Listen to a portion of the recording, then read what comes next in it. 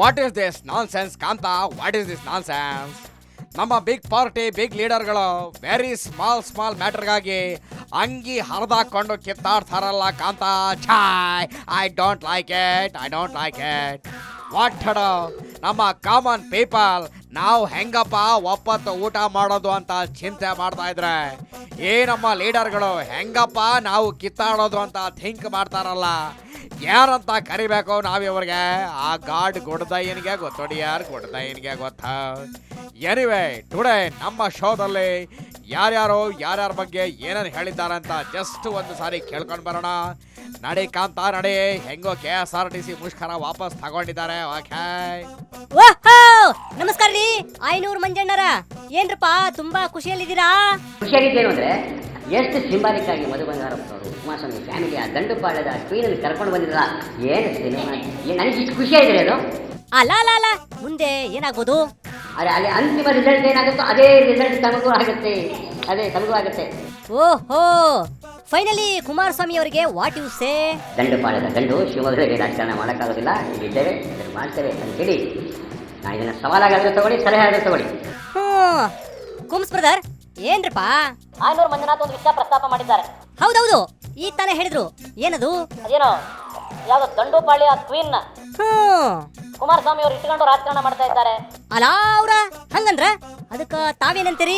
ಇವ್ರಿಗೆ ಏನಾದ್ರೂ ನಾಗರಿಕತೆ ಇದ್ರೆ ಇವರಲ್ಲಿ ಇರ್ತಕ್ಕಂಥ ಅಭಿರುಚಿಯನ್ನ ಪ್ರದರ್ಶನ ಮಾಡ್ಕೋಬೇಕಾದ್ರೆ ಬಹಳ ಎಚ್ಚರಿಕೆಯಿಂದ ಇವರು ಅಭಿರುಚಿ ಪ್ರದರ್ಶನ ಮಾಡ್ಕೊಳ್ಳಿ. ಕರೆಕ್ಟ್.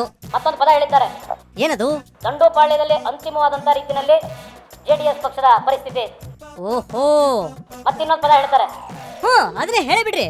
ಯಾರ್ಯಾರ ಕುತ್ತಿಗೆಯನ್ನ ಯಾರ್ಯಾರು ಕತ್ತರಿಸ್ತಾರೋ ಅಂತ ಹೇಳಿ ಅದೇನು ಕಾದ್ ನೋಡ್ಬೇಕು ಅಂದಿದ್ದಾರೆ.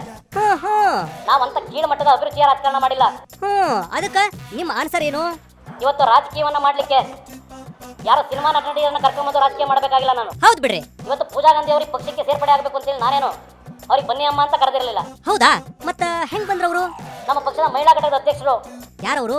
ಜ್ಯೋತಿ ರೆಡ್ಡಿ ಅವರು, ನಾರಾಯಣ ಸ್ವಾಮಿ ಅವರು. ನಾರಾಯಣ ಸ್ವಾಮಿ ಅವರ ಕುಟುಂಬಕ್ಕೂ ಆ ಪೂಜಾ ಗಾಂಧಿ ಅವ್ರ ಕುಟುಂಬಕ್ಕೂ ಏನೋ ಅವ್ರ ಪರಿಚಯ, ಅವ್ರ ತಂದೆ ತಾಯಿಗಳು.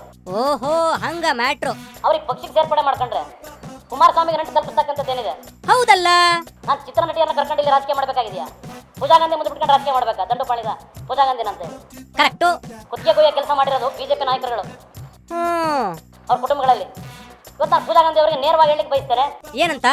ದಯವಿಟ್ಟು ನಮ್ಮ ಪಕ್ಷದಲ್ಲಿ ನೀವು ಕೆಲಸ ಮಾಡೋ ಅವಶ್ಯಕತೆ ಇಲ್ಲ. ನಿಮ್ಮಿಂದ ನಾನು ಪಕ್ಷ ಕಟ್ಟಬೇಕಾಗಿಲ್ಲ. ನೀವು ದಯವಿಟ್ಟು ಮನಸ್ಸಿಗೆ ಬೇಜಾರು ಮಾಡ್ಕೊಳ್ಳೋದು ಬೇಡ. ಇದು ನಾನು ನೇರವಾಗಿ ಹೇಳಲಿಕ್ಕೆ ತಯಾರಾಗಿದ್ದೇನೆ. ಹಂಗಂದ್ರೆ ಹೆಂಗ್ರಿ ನೀವು? ನಾನು ಪೂಜಾ ಗಾಂಧಿ ಅವ್ರನ್ನ ಇಟ್ಕೊಂಡು ಇನ್ಯಾರೋ ಚಿತ್ರನಟಿ ಇಟ್ಕೊಂಡು ಪಕ್ಷ ಕಟ್ಟಬೇಕಾಗಿಲ್ಲ. ಹೌದು ಬಿಡ್ರಿ, ಅದು ಎಲ್ರಿಗೂ ಗೊತ್ತಿರೋ ವಿಚಾರ. ಇವತ್ತು ನಾನು ಪೂಜಾ ಗಾಂಧಿ ಅವರಿಗೆ ನೇರವಾಗಿ ಹೇಳಲಿಕ್ಕೆ ಬಯಸ್ತೇನೆ. ದಯವಿಟ್ಟು ನಮ್ಮ ಪಕ್ಷದಲ್ಲಿ ನೀವು ಕೆಲಸ ಮಾಡೋ ಅವಶ್ಯಕತೆ ಇಲ್ಲ. ನಿಮ್ಮಿಂದ ನಾನು ಪಕ್ಷ ಕಟ್ಟಬೇಕಾಗಿಲ್ಲ. ನೀವು ದಯವಿಟ್ಟು ಮನಸ್ಸಿಗೆ ಬೇಜಾರು ಮಾಡ್ಕೊಳ್ಳೋದು ಬೇಡ. ಇದು ನಾನು ನೇರವಾಗಿ ಹೇಳಲಿಕ್ಕೆ ತಯಾರಾಗಿದ್ದೇನೆ. ಆಯ್ತು ಬಿಡಪ್ಪ, ಅದು ನಿಮಗ್ ಬಿಟ್ಟು ವಿಚಾರ. ಯತ್ನಾಳ್ ಅವರ ನಿಮ್ಮದೇನ್ರಪ್ಪ ಸುದ್ದಿ?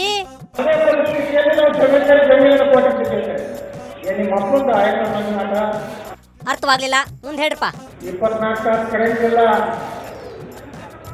ಕೇವಲ 7 ಗಂಟೆ ಕರ್ನಾಟಕಕ್ಕಿಲ್ಲ. ಹೋಗ್ಲಿ ಬಿಡಿ, ನಿಮ್ ಭಾಷೆ ನಮ್ಗೆ ಅರ್ಥ ಆಗ್ತಿಲ್ಲ. ಈಶೋ ಅಂಕಲ್, ನಿಮ್ದೇನ್ರಪ್ಪ ಸುದ್ದಿ? ಈ ಪೆಟ್ರೋಲ್ ದರ ಡೀಸೆಲ್ ದರ ಏರಿಸಲಿಲ್ಲ ಅಂತಂದ್ರೆ ಕೇಂದ್ರದವ್ರಿಗೆ ತಿಂದನ್ನ ಕರಗಲ್ಲ ಅಂತ ಕಾಣುತ್ತೆ.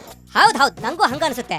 3 ತಿಂಗಳಿಗೆ 6 ತಿಂಗಳಿಗೆ ಇದೇ ಬದುಕು ಮಾಡ್ಕೊಂತ ಹೊರಟ್ಯಾರ. ರೈತರ ಪರಿಸ್ಥಿತಿ ಏನಿದೆ ಅಂತ ಗೊತ್ತಿದ್ರು ಕೂಡ ಮೇಲೆ ಏರ್ಸೋದು, ಆಮೇಲೆ ಅದೊಂದು 5% 10% ಕಮ್ಮಿ ಮಾಡೋದು. ಕರೆಕ್ಟ್ ಬಿಡ್ರಿ. ಇದು ಇಡೀ ದೇಶದಲ್ಲಿ ಈ ರೀತಿ ಮಾಡ್ತಾರಂತ ಒಂದು ವ್ಯವಸ್ಥೆ. ಸರಿ, ಇವಾಗ ನಿಮ್ಗೇನು ಅನಿಸುತ್ತೆ? ನನಗನ್ಸುತ್ತೆ ಮುಂದಿನ ಲೋಕಸಭೆ ಚುನಾವಣೆ ಕಾಂಗ್ರೆಸ್ನವರು ಸರಿಯಾದ ಉತ್ತರವನ್ನ ರೈತರಿಂದ ಅನುಭವಿಸ್ತಾರೆ.